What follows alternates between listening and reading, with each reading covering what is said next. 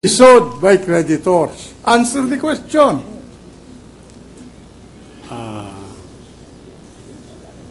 Yes, Your Honor. Oh, if it's dead, how can it be sued? As a corporation. Under Section 122, the dissolved corporation has 3 years within which to prosecute or defend Can it cases. pay its employees If it's, after you have revoked its registration? if it's part of liquidation, yes, Your Honor. If it is not a part of liquidation, it's not liquidated yet. Then it's not. I think you are misinterpreting the corporation law.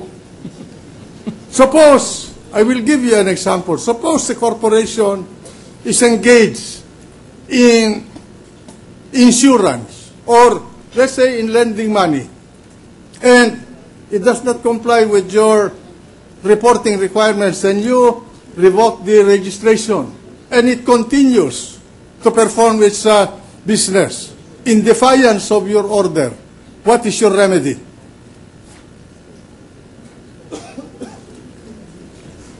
Well, as far as the SEC What is your remedy?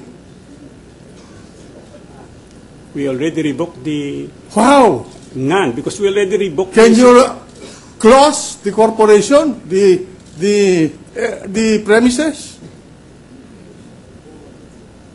No, Your Honor. Isn't it your remedy will be co-warranto proceeding? No, Your Honor. No, Your Honor. You will not institute co-warranto proceeding? No, unless there is a complaint. Huh? But we never encounter such a case or complaint. Precisely. I'm sorry to tell you, I'm teaching you corporation law. If a corporation defies your orders, what is your remedy? Close all the offices? A bank will not comply with its corporate responsibilities under the SEC. Will you physically close the corporation? No, Your Honor. Oh, then what?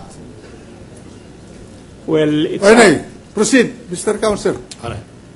With the kind permission of the Honorable Court, may I direct your attention to ZEC Circular Number 15, which had been marked as Exhibit Triple D.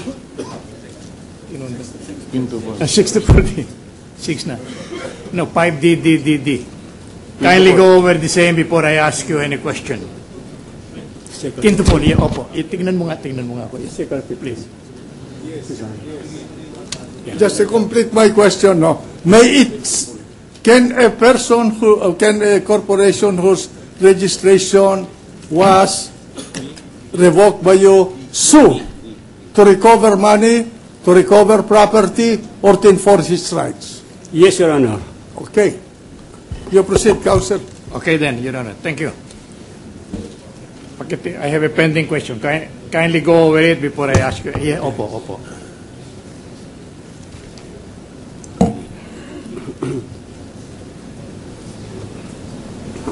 Are you through reading it, Attorney? Yes, sir.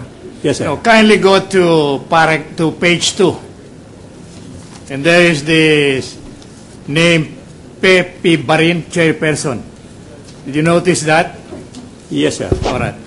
Pepe Barin was once upon a time the chief or the highest official of the SEC. Am I right? Yes, sir. All right. Now, according to this circular, it states failure to file petitions to set aside the order of revocation with the commission within period cited above shall render the revocation orders final and executory. This does not agree with the opinion you have mentioned a while ago, that the moment an order of revocation is issued, that is final and executory. Am I right? Yes. Oh. So which prevails, your opinion over the opinion of the SEC? It says here, failure to file.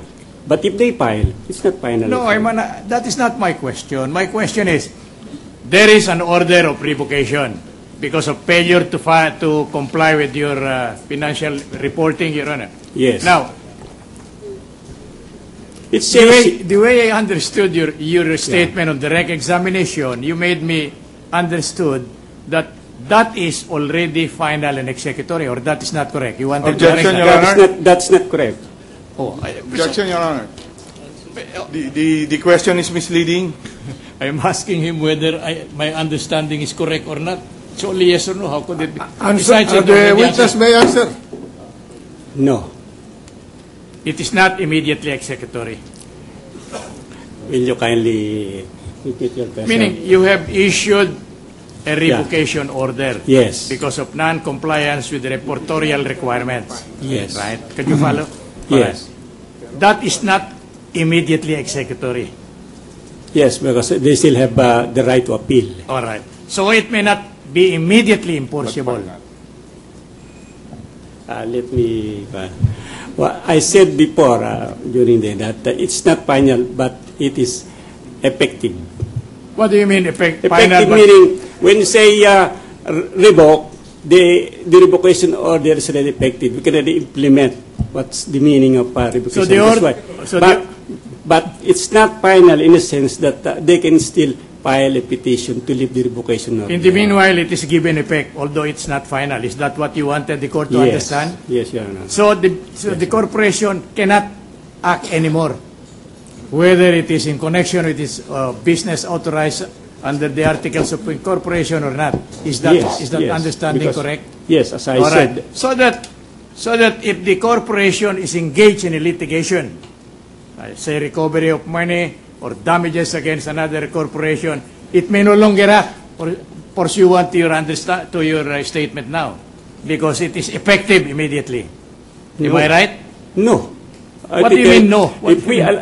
if we allow such kind of act, then what will happen? I think the case will still proceed. I'm not. Kindly understand my question. The way I understood you, based on your answer in your answer now, the order of revocation is final, right? It's not final, but it is effective. Yes. All right. So that if a corporation, upon which corporation the order of revocation was is engaged in a litigation, whether as a dependent or plaintiff, it must stop participating in that case because your order is already final. Is executory, even if not final. Is my understanding correct? I don't think the court will allow that. just No, because I'm of not the asking revocation. you whether the court will allow. I'm asking, based on your procedure in the SEC, can it continue appearing in that case, whether as plaintiff or defendant? The answer is no. Yes, because What it's is- not related to the business. So, What's being stopped is the operation of the business, but I litigation is not see. included.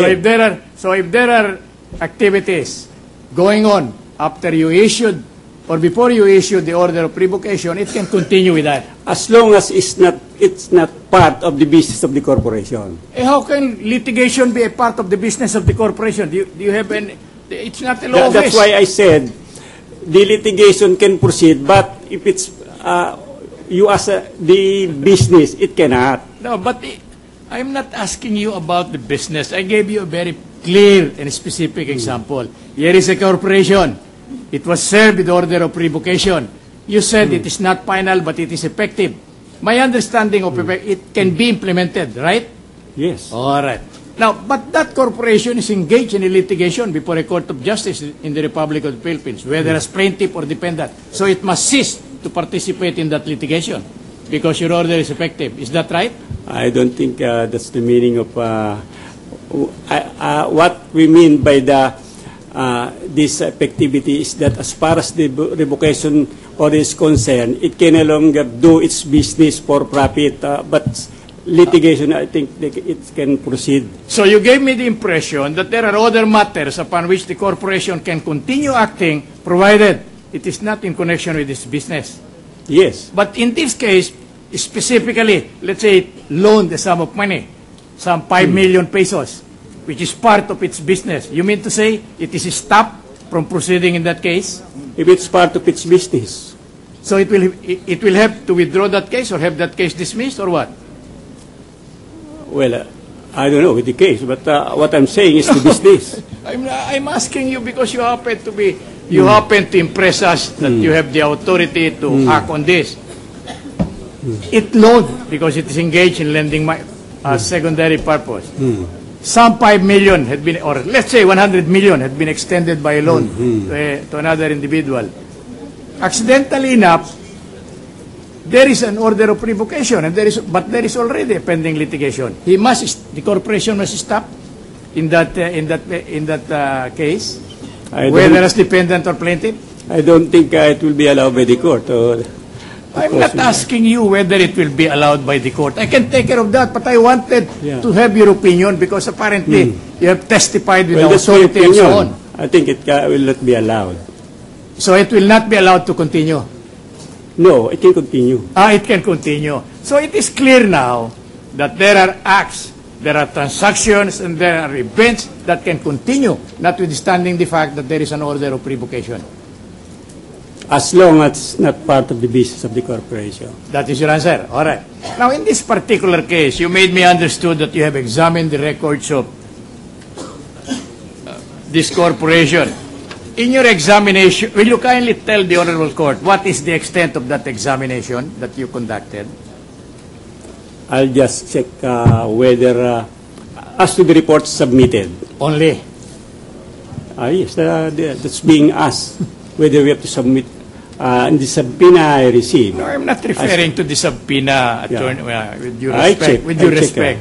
When you examine, how far did your examination go? Did it go deeper than examining the papers you're asked to produce by the subpoena? No, I just check as to the records. That's all. All right. Did you happen to come across the statement or the facts that this corporation had properties subject of eminent domain by the City of Manila? I did not notice any document to that. You did not. Yeah. All right. So that you have no reason to deny that the properties of this corporation was expropriated by the City of Manila sometime in June. Witness incompetent to answer, Your Honor. Let the witness answer. I did not notice any document. I don't know. But you are not denying or contradicting that properties of this corporation had been expropriated by the City of Manila. I'm sorry. Salah pasensya. I don't know. I have not seen such a document. All right. You do not know anything about that. Now, yes. I have with me a photostat copy of a check paid to Cristina Corona, EDSA, care of EDSA Guidote Enterprises, in the amount of 34,703,800 pesos. You do not know anything about it. If Your Honor, please, objection. May we register If our the- continuing objection, Your Honor? The witness is only being asked if he knows about that. I don't know about Wait, sure. Okay, may we ask the witness to examine the Xerox copy of the check? Hindi nyo alam yan? No. You did not have an inkling about that, about the payment in terms of that check relative to the expropriation proceedings I mentioned in my cross-examination? No, I have no knowledge on that. All right. Now, did you ascertain whether this payment of the lots belonging to the corporation, subject matter of your testimony, is true or not? I don't know. I have not seen. So you have no investigation was made by you. I have no. Kindly allow me to finish. And also, you have never examined any aspect of this alleged expropriation proceedings of the property of this corporation, against whom you have issued an order of revocation because of failure to comply with the reportorial requirements. Yeah, I just check as to the reports. That I have not seen such. All right. But my question to you now is, after you were subpoenaed, did you take the pain of going deeper into the affairs of this corporation?